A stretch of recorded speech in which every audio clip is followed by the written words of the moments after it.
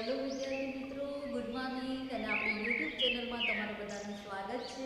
વિદ્યાર્થી મિત્રો, આપણા વિડિયો જોતા રહેજો, શેર અને લાઈક કરતા રહેજો અને સબસ્ક્રાઇબ ન કરેલું હોય તો કરી લેજો, જેથી કરીને નવી નોટિફિકેશન તમને મળતી રહે। હવે વિદ્યાર્થી મિત્રો, આપણે આજે વાત કરીએ છીએ કે જેની અંદર પાંચમા પાઠની અંદર પરિવર્તનની સામાજિક અને સાંસ્કૃતિક પ્રક્રિયાઓ છે, જેમાં આપણે આજે પશ્ચિમીકરણ વિશે જોવાનું છે। તેમના વિશે જોઈશું આજે પશ્ચિમીકરણ। તો તમને હવે થોડો તો ખ્યાલ જ હશે, આપણે બોલતા પણ હોય છે કે પશ્ચિમનું અનુકરણ છે, પશ્ચિમી સંસ્કૃતિ આપણે અપનાવી છે। માની લો કે કોઈનો બર્થડે આપણે સેલિબ્રેટ કરીએ છીએ તો આપણે એવું જ કહેતા હોય છે કે ભાઈ બર્થડે આપણા દેશની સંસ્કૃતિ ક્યાં છે, એ તો પશ્ચિમના દેશની અસર છે। તો જ્યારે અન્ય દેશની અસર આપણા પર થઈ છે, પશ્ચિમના દેશોની જે અસર થઈ છે એ પશ્ચિમીકરણ છે। પણ એવું ન કહી શકાય, અહીંયા આપણે પર્ટિક્યુલર યાદ રાખવું પડશે કે પશ્ચિમીકરણ શું છે। તો કે પશ્ચિમીકરણ જે પણ આપણા દેશમાં આવેલી યુરોપિયન પ્રજા હતી અને એના સંપર્કથી આપણા સમાજમાં, ભારતીય સમાજમાં જે બદલાવ આવ્યો છે, પરિવર્તન આવ્યું છે, એ પશ્ચિમીકરણ છે।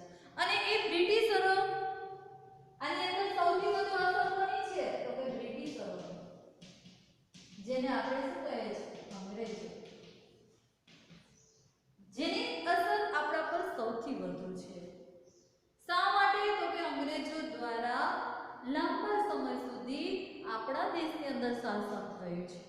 એટલે અહીંયા આપણે શબ્દ વાપરવો પડશે, બ્રિટિશરો કે અંગ્રેજોના 150 વર્ષના શાસનથી ભારતીય સમાજમાં જે બદલાવ આવ્યો છે, એ બદલાવ એટલે પશ્ચિમીકરણ। અંગ્રેજો આવ્યા, ભારતની અંદર ઘણા બધા ફેરફારો કર્યા છે, જે આપણે એના પાસામાં જોઈશું કે કેટલા બધા કાયદાઓ ઘડ્યા છે। આપણે આગળ પણ જોયું તો સ્ત્રી સશક્તિકરણમાં કે ભાઈ સ્ત્રીઓના જે કંઈ કાયદા હતા, સતી પ્રથાનો કાયદો છે, અંગ્રેજો દ્વારા ઘડવામાં આવ્યો હતો। તો એ શું છે, એનાથી સમાજમાં જ્યારે કાયદા, કાનૂન કે કૃષિ, ખેતી કે અન્ય મૂલ્યો છે, એના સમાજમાં જ્યારે લાવવામાં આવે છે, ત્યારે સમાજમાં એનાથી પરિવર્તન આવે છે। તો અહીંયા બ્રિટિશરો દ્વારા જે કંઈ 150 વર્ષનું શાસન થયું અને એ 150 વર્ષના શાસન દરમિયાન ભારતમાં જે પણ પરિવર્તનો આવ્યા છે, તો એને પશ્ચિમીકરણ કહેવામાં આવે છે। આ માઇન્ડમાં એક યાદ રાખી લેજો, વ્યાખ્યા તો જોઈશું જ। હવે પશ્ચિમીકરણની અંદર 3 બાબતોનો સમાવેશ થાય છે, જેની અંદર એક વાત કરીએ યંત્ર અને વિજ્ઞાન। એટલે અહીંયા હું તમને પ્રશ્ન લખી દઉં છું કે પશ્ચિમીકરણની પ્રક્રિયામાં કઈ 3 બાબતોનો સમાવેશ થાય છે। જો વિદ્યાર્થી મિત્રો, આપણો પ્રશ્ન આમાંથી કઈ રીતે નીકળશે, વ્યાખ્યા, પશ્ચિમીકરણની વ્યાખ્યા એવું નહીં હોય, પશ્ચિમીકરણનો અર્થ આપો। આવો પ્રશ્ન આપણને 3 માર્ક્સની અંદર પૂછાઈ શકે છે। એટલે અહીંયા 3 માર્ક્સને ધ્યાનમાં રાખતા તમારે લખવાનું રહેશે। પણ આ ખ્યાલ કોણે આપ્યો છે, પશ્ચિમીકરણનો ખ્યાલ? તો આ 3 બાબતો સમજાવતા પહેલા હું તમને કહી દઉં કે આ ખ્યાલ એમ.એન. શ્રીનિવાસ આપ્યો છે। પશ્ચિમીકરણનો ખ્યાલ કોણે આપ્યો છે? એમ.એન. શ્રીનિવાસ, બરાબર? અને એ એમ.એન. શ્રીનિવાસ છે, આ તમને ઇરેઝ કરી દઉં છું જેથી ફરી વાત કરીએ છીએ। તો કોણે આપ્યો છે પશ્ચિમીકરણનો ખ્યાલ? એમ.એન. શ્રીનિવાસ। કયા પુસ્તકની અંદર એમ.એન. શ્રીનિવાસે એમનો ખ્યાલ આપ્યો છે? આધુનિક ભારતમાં સામાજિક પરિવર્તન, એવું પુસ્તકનું નામ છે। આધુનિક ભારતમાં સામાજિક પરિવર્તન।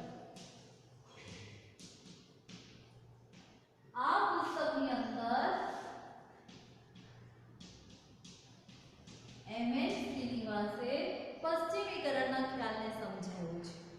આધુનિક ભારતમાં સામાજિક પરિવર્તન અને એ પરિવર્તન સમજાવવામાં એમને પશ્ચિમીકરણનો ખ્યાલ આપ્યો છે. તો આપણને પ્રશ્ન એક માર્ક્સમાં એવું પૂછે કે પશ્ચિમીકરણનો ખ્યાલ કોણે આપ્યો છે? તો એમ.એન. શ્રીનિવાસ. જેમ આગળ આપણે સંસ્કૃતિકરણનો ખ્યાલ કોણે આપ્યો છે? તો પણ આવશે એમ.એન. શ્રીનિવાસ. પ્રભાવ વિજ્ઞાનનો ખ્યાલ કોણે આપ્યો છે? તો પણ એમ.એન. શ્રીનિવાસ. અને પશ્ચિમીકરણ પૂછે તો પણ એમ આવશે એમ.એન. શ્રીનિવાસ. તો એમ.એન. શ્રીનિવાસે કયા પુસ્તકમાં આપ્યો છે? તો કે આધુનિક ભારતના સામાજિક પરિવર્તન. અને એમણે એવું કહ્યું છે કે ભારતની અંદર યુરોપિયન પ્રજાની અસર તો છે જ, પણ યુરોપિયન પ્રજાની સાથે જે બ્રિટિશરોનું 150 વર્ષનું શાસન હતું, એ 150 વર્ષના શાસન દરમિયાન ભારતીય સમાજમાં જે પરિવર્તન આવ્યું છે એ પશ્ચિમીકરણ છે. એટલે હવે અહીંયા આપણો એક પ્રશ્ન એ પણ નીકળે છે કે પશ્ચિમીકરણ એટલે શું? કે કઈ પ્રજાના સંપર્કથી આવ્યું? તો ઘણા યુરોપિયન પ્રજા લખે છે, તો કેટલાક બ્રિટિશરો પણ લખે છે. અમે તો જો કે બંને પણ બે ઉલ્લેખ કરી દેવો, અમે રાઈટ આપી દઈએ છીએ, કારણ કે યુરોપિયન પ્રજાના સંપર્કથી પણ કેટલાક પરિવર્તન અને બ્રિટિશરોથી પણ આવ્યા, પણ મોટા ભાગે અસર છે બ્રિટિશરોની છે. એટલે હવે આપણે આગળ એમને અંદરની જે કંઈ ત્રણ બાબતો છે એની વાત કરી દઈએ છીએ, જેની અંદર એક આવે છે યંત્ર વિજ્ઞાન અને એક મિનિટ બેટા, ક્લાસ ચાલે છે. તો વિદ્યાર્થી મિત્રો, પશ્ચિમીકરણની અંદર કઈ ત્રણ બાબતોનો સમાવેશ થાય છે? તો એની અંદર વાત કરીએ છીએ, જેની અંદર નંબર 1 પર આવે છે યંત્ર વિદ્યા અને વિજ્ઞાન. તો કે અંગ્રેજોના કે બ્રિટિશરોના શાસન દરમિયાન ભારતની અંદર ઘણા બધા, તમને યાદ પણ હશે કે ઔદ્યોગિક ક્રાંતિ આવી ઇંગ્લેન્ડની અંદર, અને એની અસર ભારત પર પણ થઈ હતી. ક્યાંય ને ક્યાંય ભારતની અંદર ઈસ્ટ ઇન્ડિયા કંપની આવી અને શાસન કરતા કરતા પછી આપણા પર શાસન કરવા લાગી, વેપાર કરતા કરતા શાસન કરવા લાગી. તો અંગ્રેજોના જે કઈ અસરો હતી એની અંદર પશ્ચિમીકરણની બાબતોમાં પહેલું જ આવે છે યંત્ર વિદ્યા અને વિજ્ઞાન. તો કે નવી નવી ટેકનોલોજી આવી, નવું નવું વિજ્ઞાન છે શોધાયું, અને એ સમય દરમિયાન કેટલા બધા યંત્રો આવ્યા. યંત્ર વિદ્યા અને વિજ્ઞાન નંબર 1 એને બે બાબતનો સમાવેશ થાય છે. નંબર 2 છે સંસ્થાઓ, વિચારસરણી અને મૂલ્યો. કે જુદી જુદી સંસ્થાઓની રચના થઈ, કાનૂન વ્યવસ્થા, અદાલતોની સ્થાપના થઈ. પહેલા તો આપણે અહીંયા મુખી દ્વારા, ગામના પંચ દ્વારા જે પણ ન્યાય આપવાનું કામ થતું હતું, તમને ખ્યાલ છે. પણ એક અદાલતની વ્યવસ્થા, ન્યાયતંત્ર જેવી સંસ્થાની વ્યવસ્થા, કુટુંબ છે એમાં કેટલાક સુધારાઓ કર્યા, ઘણા બધા કૃષિ છે તો એમાં કેટલા બધા સુધારા કર્યા, અને આ રીતે તો કે સંસ્થાઓ, વિચારસરણી અને મૂલ્યો છે જોવા મળે છે. વિચારસરણી કેવી બદલાય? તો કે વિચારસરણીની અંદર બાબતને વાત કરીએ તો તમને ખ્યાલ હશે કે ભારતનો જે કાંઈ મધ્યયુગ છે, જે અંધકારમય યુગ કહેવાતો, એટલા બધા કુરિવાજો કે જેમાં સતી પ્રથા, દીકરીને દૂધ પીતી કરવી, વિધવા લગ્ન ન કરી શકે, કેટલા બધા કુરિવાજો હતા. પણ એ વિચારસરણીને કંઈક પરિવર્તિત કરી છે, એ બદલાયું છે. અને એ રીતે જોઈએ તો મૂલ્યો પણ કેટલા બધા, તો કે સમાનતા, સ્વતંત્રતા, બિન સાંપ્રદાયિકતા, માનવતાવાદી મૂલ્યોનો પ્રસાર થયો. એટલે એ રીતે વિચારસરણી જે કાંઈ છૂત અછૂત અને સ્ત્રીઓ પ્રત્યેના ભેદભાવો હતા એ બધામાં શું આવ્યું? તો કે પરિવર્તન આવ્યું. એ પશ્ચિમીકરણની સેકન્ડ બાબત. અને ત્રીજું છે ચીજવસ્તુ અને ભાષા. તો ચીજવસ્તુમાં તો બદલાવ આવ્યો, રહેણી કહેણીમાં બદલાવ આવ્યો, પણ સાથે સાથે ભાષામાં પણ બદલાવ આવ્યો. અંગ્રેજો છે કઈ ભાષા તો કે લાવ્યા, તો કે ભારતની અંદર મૂળ સંસ્કૃત ભાષા બોલાતી હતી, બ્રાહ્મી લિપિ હતી, અને જે કાંઈ વેદ ગ્રંથો જે કાંઈ હતું એ મૂળ સંસ્કૃત ભાષામાં લખાયેલું હતું. પણ અંગ્રેજો આવ્યા, સાથે સાથે પોતાના વેપાર કરવા માટે થઈને એમણે કોલેજોની સ્થાપના કરી, યુનિવર્સિટીઓ સ્થાપી, શિક્ષણની શરૂઆત કરી, અને એમાં પણ અંગ્રેજી માધ્યમમાં શિક્ષણ આપવાની શરૂઆત કરવામાં આવી. એટલે ક્યાંય ને કે ભાષામાં પણ બદલાવ આવ્યો. જે આપણી મૂળ પ્રાકૃતિક બોલી હતી, ભાષા હતી, એમાંય પરિવર્તન આવ્યું. અને એ પરિવર્તન આજે પણ જોવા મળે છે, જે પશ્ચિમીકરણની અસર છે. કે આજે પણ પોતાના સંતાનો માટે અંગ્રેજીને વિશેષ દરજ્જો કે વિશેષ મહત્વ ભાષાને અપાયું છે. તો એ શું છે? તો કે પશ્ચિમીકરણની જ અસર છે એમ આપણે કહી શકીએ છીએ. તો ફરી વાત કરીએ, પશ્ચિમીકરણની પ્રક્રિયામાં કઈ ત્રણ બાબતોનો સમાવેશ થાય છે એવો આપણો આ પ્રશ્ન છે, જેની અંદર આ 3 બાબતો જોવાની છે. નંબર 1 યંત્ર વિદ્યા અને વિજ્ઞાન, નંબર 2 સંસ્થાઓ, વિચારસરણી અને મૂલ્યો, નંબર 3 ચીજ વસ્તુઓ અને ભાષા. તો આ સરળ યાદ રહી જાય એવો પ્રશ્ન છે. મુદ્દાઓ પર મેં તમને થોડો પ્રકાશ ફેંકી દીધો છે. હવે તમને ખ્યાલ આવી જવો જોઈએ કે અંગ્રેજો આવ્યા, કયા પરિવર્તન આવ્યા અને આ 3 બાબતોનો એમાં સમાવેશ કરે છે, ત્યારે જ જઈને આપણે એના અર્થને સ્પષ્ટ કરી શકીશું. બરાબર? તો એમએન શ્રીનિવાસે હવે એને વ્યાખ્યાયિત કરવાનો પ્રયત્ન કર્યો છે, અર્થને સ્પષ્ટ કરવાનો પ્રયત્ન કર્યો છે. તો આપણે એ જોઈએ. તો વિદ્યાર્થી મિત્રો, પશ્ચિમીકરણની વ્યાખ્યાયિત કરવાનો અર્થ આપવામાં, સમજાવવામાં એમએન શ્રીનિવાસે પ્રયત્ન કર્યો છે. તો એમના જ શબ્દમાં આપણે જોઈએ છીએ. તો એમએન શ્રીનિવાસના મતે પશ્ચિમીકરણ એટલે શું એવું કહેશે તો પણ આપણે આ લખવાનું રહેશે. તો પશ્ચિમીકરણ એવી પ્રક્રિયા છે જેમાં ભારતમાં 150 વર્ષના, કેટલા વર્ષના? 150 વર્ષના બ્રિટિશ શાસન દરમિયાન, તો અહીંયા બ્રિટિશ શાસન એવો શબ્દ વાપરાયો છે. તો એના કારણે ભારતીય સમાજ અને સંસ્કૃતિમાં, શેમાં? તો કે ભારતીય સમાજ અને સંસ્કૃતિમાં વિવિધ સ્તરે જે પરિવર્તનો આવ્યા છે તે પરિવર્તનોમાં તો કે એમાં યાંત્રિક, સંસ્થાકીય, વૈચારિક અને મૂલ્ય સંબંધિત પરિવર્તનનો સમાવેશ થાય છે. અહીંયા તમે વ્યાખ્યાને 2 ભાગમાં વિભાજિત કરી દો. એક અહીંયા સુધી રાખે છે, પેલા આટલો ભાગ સમજી લે પછી આ વાત કરીએ છીએ. પશ્ચિમીકરણ શું છે? તો કે પશ્ચિમીકરણ એક પ્રક્રિયા છે કે જેમાં ભારતમાં 150 વર્ષના બ્રિટિશ શાસન દરમિયાન ભારતીય સમાજ અને એની સંસ્કૃતિમાં વિવિધ સ્તરે જે પરિવર્તનો આવ્યા છે, તો એ અહીંયા સુધી આપણે યાદ રાખીએ છીએ. ફરી વાત કરીએ કે પશ્ચિમીકરણ એક એવી પ્રક્રિયા છે કે જેમાં, એટલે કે ભારતમાં 150 વર્ષના બ્રિટિશ શાસન દરમિયાન ભારતીય સમાજ અને સંસ્કૃતિમાં વિવિધ સ્તરે પરિવર્તનો આવ્યા છે.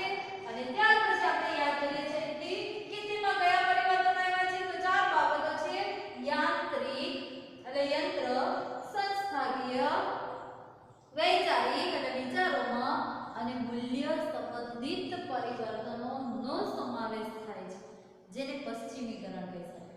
ફરી વાત કરીએ કે જેની અંદર યાંત્રિક, સંસ્થાકીય, વૈચારિક અને મૂલ્ય સંબંધિત પરિવર્તનોનો સમાવેશ થાય છે. તો હવે આપણે કોઈ પૂછે કે પશ્ચિમીકરણ એટલે શું? તો કે પશ્ચિમીકરણ એક એવી પ્રક્રિયા છે જેમાં ભારતીય સમાજમાં તો કે બ્રિટિશરોના, તો કેટલા વર્ષના હશે? 150 વર્ષના બ્રિટિશ શાસન દરમિયાન ભારતીય સમાજમાં અને સંસ્કૃતિમાં વિવિધ સ્તરે પરિવર્તનો આવ્યા છે, જેમાં યાંત્રિક, સંસ્થાકીય, વૈચારિક અને મૂલ્ય સંબંધિત પરિવર્તનોનો સમાવેશ થાય છે. આ રીતે 2 ભાગની અંદર વ્યાખ્યા એક તો એટલું સ્પષ્ટ કરી દો કે ભાઈ એક એવી પ્રક્રિયા છે કે જેમાં ભારતની અંદર બ્રિટિશરોએ 150 વર્ષ શાસન કર્યું, તો ભારતીય સમાજ અને સંસ્કૃતિમાં પરિવર્તન આવ્યું છે. બરાબર? એક બાબત ક્લિયર થઈ ગઈ. બીજું તો કે કયું પરિવર્તન આવ્યું છે? 4 બાબત: યાંત્રિક, સંસ્થાકીય, વૈચારિક અને મૂલ્ય સંબંધિત. બરાબર? મૂલ્ય સંબંધ યાદ રાખવાનું. એ સંબંધિત જે પણ પરિવર્તનો આવ્યા છે એમાં સમસ્યામાં થશે પશ્ચિમીકરણ.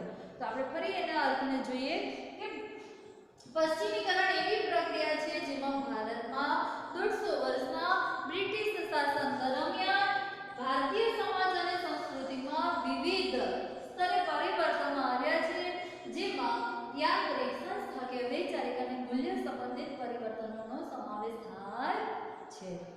તો સામાજિક જે કાંઈ પરિવર્તનની આખી પ્રક્રિયા છે, પરિવર્તનની પ્રક્રિયામાં પશ્ચિમીકરણ છે એ મહત્વનો ભાગ ભજવે છે. ઘણા બધા બદલાવ આ પશ્ચિમીકરણની પ્રક્રિયાને કારણે આવ્યા છે, જેની અંદર વાત કરીએ તો કે પશ્ચિમીકરણ અને તો કે ઘણા બધા સ્તરવાળો એ ખ્યાલ છે કે જેની અંદર અહીંયા ટેકનોલોજીથી લઈને એક બાજુ વિચાર કરીએ તો એક બાજુ ટેકનોલોજી છે, ટેકનોલોજીથી લઈને બીજા છેડા સુધી તો કે એક આધુનિક વિજ્ઞાન અને આધુનિક ઇતિહાસનું લેખન થાય તો એ પશ્ચિમીકરણ છે. કેટલો બધો બદલાવ આવ્યો છે. આજે કેટલા બધા સાધનો આપણે વાપરતા થઈ ગયા છે તો એ શું છે? પશ્ચિમીકરણ છે, યાંત્રિક બદલાવ છે. એક બાજુ ટેકનોલોજી વિજ્ઞાન અને બીજા છેડા સુધી આખો આજનો જે કંઈ સંસ્કૃતિક ઇતિહાસની વાત કરીએ તો એમાં જે બદલાવ આવ્યો છે તો એ પશ્ચિમીકરણ છે. અને પશ્ચિમીકરણ એક વ્યાપક ખ્યાલ છે, વિશાળ ખ્યાલ છે. એને અહીંયા આટલાથી વ્યાખ્યાયિત તો હું કરી દઉં છું પણ તમે સમજી શકો છો કે એ કેટલો બધો વિશાળ ખ્યાલ છે, વ્યાપક ખ્યાલ છે. અને અંગ્રેજ સરકારના અમલ દરમિયાન ભારતીય સમાજના જે કંઈ વિભિન્ન ક્ષેત્રો છે એટલે દરેક ક્ષેત્ર આપણે પાસામાં જોઈશું કે કયા પરિવર્તન આવ્યા છે. જો ટૂંકમાં હું તમને કહી દઉં કે વિભિન્ન એવા સ્તરો કયા છે તો કે ભાઈ કૃષિમાં એમને ફેરફારો કર્યા હતા, ખેતીમાં. તમે ખ્યાલ હશે કે ફરજિયાતપણે ખેડૂતો જે અંગ્રેજો કહેતા એવી જ ખેતી વાવવી પડતી. ગળીના ખેતરો, મરી મસાલા કે એમને જે જરૂર છે તો ખેતીની અંદર પણ ક્યાંય નહીં કે જે પેલા ગણોત ધારો આ તે હતું એ બધું નષ્ટ થયું અને નવેસરથી ખેતી કૃષિની અંદર કંઈક પરિવર્તનો આવ્યા. જુદા જુદા પહેલા તો જોઈએ તો ગામની અંદર મુખી કે એવું શાસન હતું, પછી ગ્રામ પંચાયતોની રચના થઈ. ગ્રામનું એક આખું માળખું તૈયાર કર્યું અંગ્રેજોએ. કરનું માળખું, કર ઉઘરાવા લાગ્યું પછી ખેડૂતો પાસેથી. બારડોલી સત્યાગ્રહ છે કે ખેડા સત્યાગ્રહ થયું છે એની અંદરના કારણો જ એ છે, તમને ખ્યાલ હોય તો કૃષિની અંદરના ફેરફારો. એ જ રીતે બીજી વાત કરીએ, ક્ષેત્રની વાત કરીએ તો ક્યાંય ને ક્યાંય એવી સંસ્થાઓની રચના થઈ જેમાં ન્યાયતંત્રની, અદાલતો, કાયદા, કાનૂન નવેસરથી રચાયા. એ જ રીતે છાપખાનાઓની શરૂઆત થઈ, તાળ ટપાલ વ્યવસ્થાઓની શરૂઆત થઈ, ટ્રેનોની શરૂઆત થઈ. તો શિક્ષણની અંદર કંઈક પરિવર્તનો આવ્યા અને એની સાથે સાથે આપણી વિચારસરણી પણ ક્યાંય બદલાય કે જેની અંદર 4 એવા તત્વોનો સમાવેશ થાય છે: સમાનતા, બિન સાંપ્રદાયિકતા,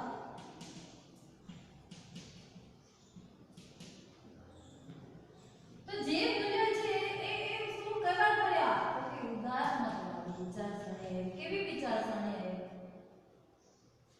સ્વતંત્રતા, સમાનતા, બિન સાંપ્રદાયિકતા જેવા શબ્દ ક્યાંથી આવ્યા તો કે પશ્ચિમીકરણમાંથી આવ્યા છે. આજે બંધારણની અંદર આવા શબ્દ આપણે પણ ઉમેર્યા છે. આવી ઉદારમતવાદી વિચારસરણી આજના સમયમાં પણ આપણે અપનાવી તો એ પરિવર્તન કેમાંથી આવ્યું તો કે પશ્ચિમીકરણ થયું છે.